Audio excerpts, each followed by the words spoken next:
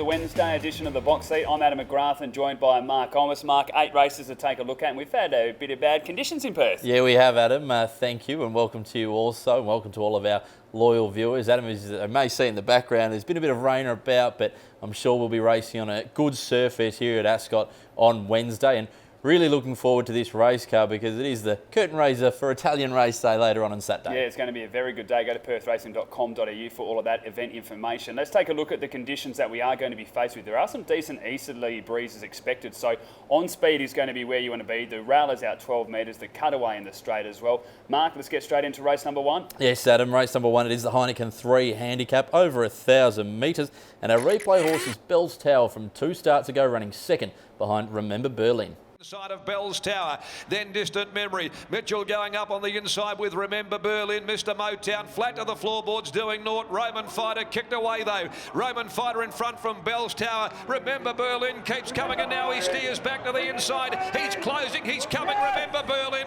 Oh, the walls came tumbling down for Remember Berlin. He got the money. Really good performance there by Bell's Tower. Has been in good form. We know that David Harrison gets these sprinters going nice in. We know the Remember Berlin form lines hold up as well. We saw last start, it raced well again with Roman Fighter in that same race. I think it's one of the top 2 chances in this race. There's also Carpenter form lines in there, and that horse has been going really honestly. So keep an eye out for Bell's Tower. I think David Harrison is stable. They've been thereabouts, not registering the wins, but I think he's got a couple of nice runners, especially on this card here. Adam Hopeton trialled really nicely recently. He was very sharp and has a very good first up record. Yeah, it really does. I think she's one that likes a little bit more ground, though. We'll appreciate if there is a bit of sting in this track. We were saying that, but always like backing her early on in her prep. Aaron Mitchell on board as well, so that weight coming off is definitely going to be an advantage. A couple of more we'll quickly look at. Lenience return, 63 kilos, but the claimer does go on Kate Whitten. She rode a treble at Carnarvon, riding in great form, and the trial was quite forward from Lenience, and of course he's raced in much better races than this. The last time he raced in something like this was a very long time ago. We'll take a look at the last 2 runs it had, and you're looking at State Solicitor form line, so Lenience is a very good type. The weight I don't think is going to be an issue. As you said, this is an old mature horse, races well fresh and gets the apprentice on board. And Adam, the one you really like here is Roman Fighter. I thought first up was excellent. Really liked the positive ride from Chloe Pierce as well. I think he can be another player here. Let's not say really like. I'll put this horse in the Bomber Bay category for trainer Ben Pierce, but I did like what I saw out there getting out in front. You put William Pike on board now. This horse has got some issues, but I think in a small field with leaders suited, it can win the race. It's on top for me from number 3, Bell's Tower, 7 Block and Tackle and 1 Lenience. Adam, on top for me, I have number 3 Bell's Tower, 1 Lenience, 2 Hopeton and 4 Roman Fighter. Race 2 at Ascot, it is over the 1,000 metres. It's an event for the 2-year-olds, and Mark, it's a pretty wide open race as well. Yeah, a lot of unknowns in this race, Adam. 2-year-olds having their first starts. One of those is the Niconian. Let's have a look at it, winning all the way. Straight though, and the Niconian leads by 1. On the outside, Princess Tara. Starting to run home gamely is Fleet Feet, and also Can't Disguise is up on the outside. But the Niconian is finding plenty. The Niconian leads by 3/4. Princess Tara. On the outside, trying hard is Can't Disguise, but the Niconian's in front of Princess Tara and Can't Disguise. And well, it's had 2 trials for 2 wins, and it looks to be a nice type as well. We know that Neville Parnham can get these runners going early. The big question mark here is obviously the barrier drawn in 13. How much work will they have to do across? Will they try and get across from that wide gate when you've got a 2-year-old racing its first ever start? So the unknowns are the big disadvantage here. If it had a drawn barriers 2 to 6, I'd probably have it on top in this race. A really nicely bred type as well by Niconia out of Twilight Spy. Of course, a listed winning mare. I think she may have won the Jungle Dawn. So a really nicely bred type is the Niconian.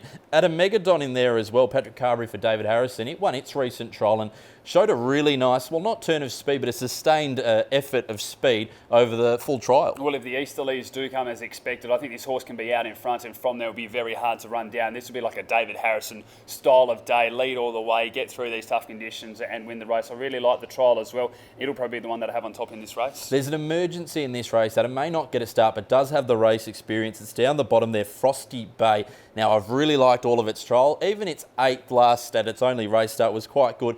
Bob McPherson could have a nice one here, and if it gets a run, watch out. It's got a lot of upside, doesn't it? So I'm with you. I'll be keeping an eye on these scratchings just to see if they do get an opportunity. Again, it'll be a tricky barrier to jump from, but it did show a little bit, and that's probably a positive with it. We haven't seen a lot of these run on race day at Frosty Bay, shown enough for me. But I'm going to go with number 3, Megadon here. From 6, the Naconian, number 10 in MIZLECKO, and 7, Rocking Rose. I've got 3 on top here as well. Megadon from 6, the Naconian, 10, MIZLECKO, and 15, Frosty Bay.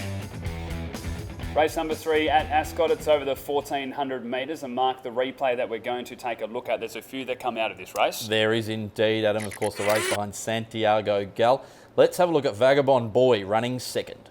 Inside next from Chebaletza, and then Vagabond Boy coming to the outside, looking for a run behind them. Pick up line. Santiago Gal, though, booted clear 200 from home. A length and a half to Del Sur. Down the outside, Vagabond Boy. He draws the whip at the 100. Santiago Gal from Vagabond Boy, and she'll do enough here, Santiago Gal. Santiago Gal all the way from Vagabond Boy. Well, this horse has a really nice turn of foot. We saw that again, and without winning, it's doing everything right. But got a couple of question marks going into this race. I mean, a horse like Perfect Dream comes out of that same race, and the barriers is a big part for me. Vagabond Boy draws 10, and Perfect Dream draws 2. So you can tell the type of run that these horses are going to get with the cutaway and the straights as well. Look, both performances were good, but that leads me straight towards Perfect Dream with the run that it's going to get. Yeah, I couldn't agree more, Adam. And look, these Dick Turbines haven't exactly been firing. Look, this one's been getting close, Vagabond Boy, but they haven't exactly been firing the breed. As you mentioned, Perfect Dream down the bottom there.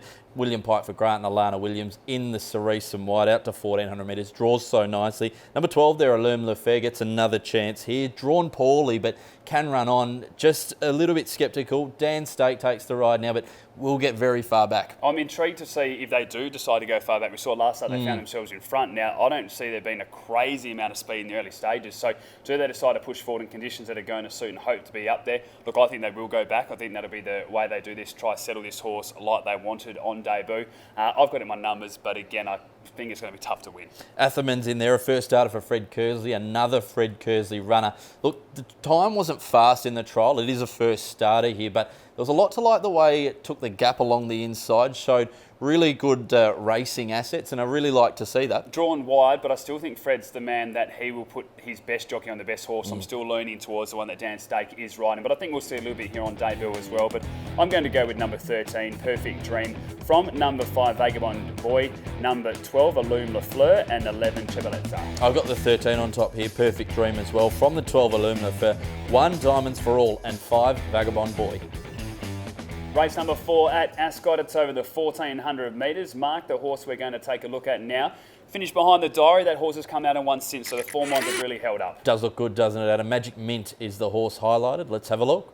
The Diary headed for home with 300 to travel, 2 lengths in front. Reigns and Monty starting to loom at it. Champagne Charger, Missile Launch, Clark, and then even more alert with 150 to go. The Diary is holding them though. It's the Diary 2 in front, gets away from Reigns and Monty. All interest in the minor placings. It's the Diary too good. The Diary beat Reigns and Monty. Source has always shown a little bit, went disappearing for a little while, but I really liked the run behind the Diary. I thought it was definitely doing its best work late. As I said, the Diary has won since, so the form line's holding up there. The big question mark, barrier 11 though, that probably this horse has to go back, and will it suit on the day? Yes, Adam. Also in there is Inimitable. Of course, we saw this galloper run on Good Friday. That was probably its best effort and probably its best chance so far to win a maiden. Gets another go here, has drawn quite well again. Dan Stake for Fred Kersley. Good to see you've been working on the pronunciation. It is one that likes to get all of us inimitable, but no, it was a nice run. Source hasn't done a lot wrong, but it just hasn't shown that brilliant class yet. But I think in a race like this, with the draw that they've got, I think they'll get a nice run throughout, and I think they'll be able to plug away some line. They'll be very hard to beat here. Also in here is Miss Sapphire, an interesting galloper from the David Harrison yard. The recent trial was actually quite good. Drawn well in barrier 2. It's going to get a nice run through the early stages. A cutaway will be there if available as well. So as we mentioned at the start of the program, David Harrison hasn't had a lot of luck in recent times, but I think most of his runners on this day are a genuine chance. Adam, your numbers for this one? I'm going to go with number 12, Inimitable, from number 7, Del Sur, number 1, Outstretch, and 11, Magic Mint. 12, Inimitable on top for me, from number 14, Miss Sapphire, 3, Impressive Star, and 1, Outstretch.